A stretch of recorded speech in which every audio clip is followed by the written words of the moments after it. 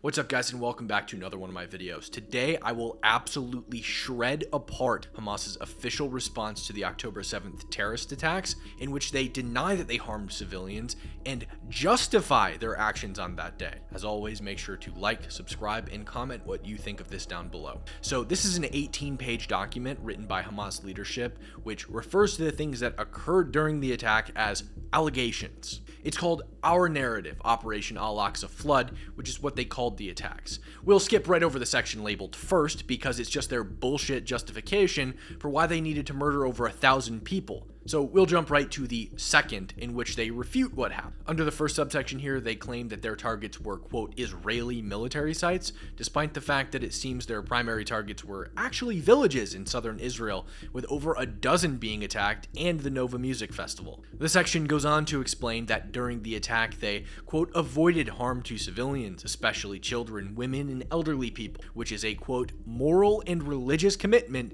by all Al-Qassam Brigade fighters. They claim that, quote, Palestinian resistance was fully disciplined and committed to the Islamic values during the operations, and that the Palestinian fighters only targeted occupation soldiers and those who carried weapons against their people. Now, before we get into the cold, hard, tangible evidence, I want to say this. I watched the 45-minute classified cut of October 7th. I was invited to a screening, and what I saw was absolutely horrific. The most disturbing thing I have ever watched in my entire life. These fighters certainly were not targeting only Israeli soldiers. In fact, I watched them intentionally target civilians, including children and the elderly. In one video, a man and his two boys were in their underwear, appearing to have just rolled out of bed, woken up by gunfire. They ran to what appeared to be a bomb shelter. Immediately after running in, two of those oh-so-innocent Al-Qassam brigaders threw a grenade into the shelter. The father flew backwards and died immediately with blood spilling out. The fighters dragged the two young boys out of the shelter over their father's body and threw his blood back into their home. The boys, who were no older than 12, cried, shouting, "Why am I alive?" The older boy went to his brother, who was bleeding from his eye socket after being hit with grenade shrapnel, and asked him if he could see out of his eye, but he was completely blinded on that side. Now let's get into those cold hard facts.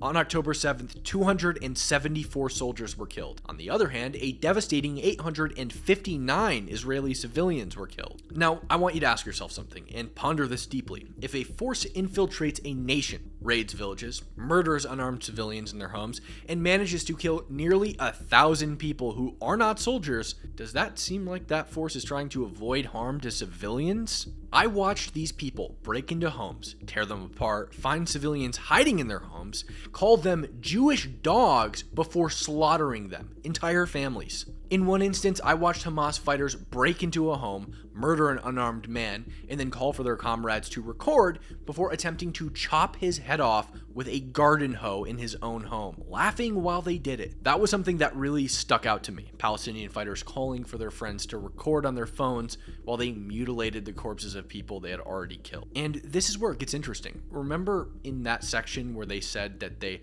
avoided harm to civilians, especially women? The New York Times reported that they had identified at least 7 locations where Israeli women and girls appear to have been sexually assaulted or mutilated. One photograph showed a woman's corpse with dozens of nails driven into her thighs and groin. A video provided by the Israeli military showed 2 dead Israeli soldiers who appeared to have been shot directly in their vaginas. They also reported that they had been told by their colleagues that one Hamas terrorist raped a woman while another cut off her breast. And this was just another theme that I personally noticed in the classified footage that I watched. I saw several images of women who appeared to be very, very young, possibly underage, laying dead on their backs, having been shot in their private regions, which was indicated by blood on their clothes. Again, it seems to be the exact opposite of what Hamas claims in their document, intentionally targeting women and sexual abuse against them. Now, to close this argument, I want to play a phone call of a Hamas fighter who called his family in Gaza from a phone of an Israeli civilian that he had killed. In the phone call, he told his family to check their WhatsApp so they could see the images of those that he had killed. Again, sent from the phone of one of the people that he had killed. Hello. طبعا انا قاعد اكلمك من جوبا بسيم. افتح الواتس تبعه قول له وين شوف كيف القتله، شوف كيف قتلك فيديو يابا ابنك قتل يهود. هاي دخلوا بسيم يابا. الله اكبر ربنا يحميك يا رب، ربنا يحميك يابا، ربنا يحميك يابا يابا. كلمك من جوال يهودية قتلتها وقتلت جوزها. الله أكبر، الله أكبر ولله الحمد، الله أكبر ولله الحمد. يابا افتح الوقت شوف كيف قتلت يابا.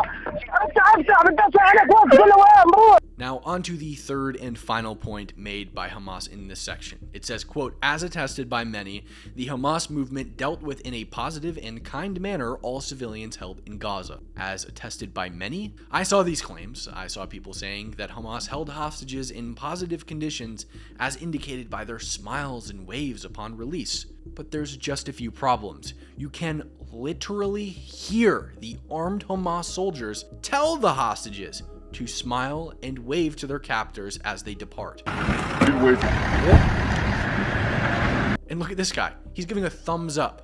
I'm sure nobody told him to do that. Another elderly woman who was released said that she was given proper food rations and medical care. But why did she need medical care? Oh, right. It was because she also attested that she was held in dank, dark underground tunnels after being viciously taken hostage, strapped to the back of a motorcycle, and beat with a wooden pole the whole way to Gaza. And I also want you to remember that a lot of these hostages that spoke about their living conditions in Gaza still have family members in Gaza being held by Hamas. Of course, they're not going to talk shit about how bad they were treated. Hamas has collateral against them. I watched Hamas load injured people into the backs of pickup trucks, loading them on top of each other as if they were bodies, and then load themselves in. They humiliated the hostages by recording them and begging them to sit up so that they could take selfies with the hostages. And I'd like to underscore this point by making it clear that even if these people were held in 5-star hotels,